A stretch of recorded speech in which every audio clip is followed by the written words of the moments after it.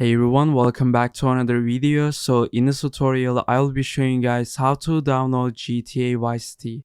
So it's gonna be really simple. All you need to do is first open your browser and then just type Steam.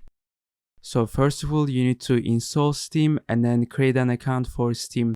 So after installing Steam, just go to your Steam and then in here you will see the search bar. Just click on here and then type GTA Vice City.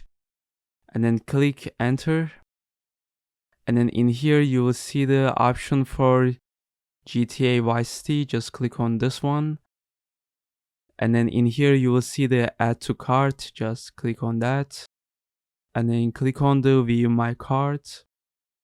In here you need to click on continue payment, and then you can just choose the payment options from here, and then you can just buy the GTA Vice City. So after you buy the game, all you need to do is just go to the library, and then in here you need to find GTA Vice City. Just click on it and then click on the install options, so like that. So after that you can just play GTA Vice City.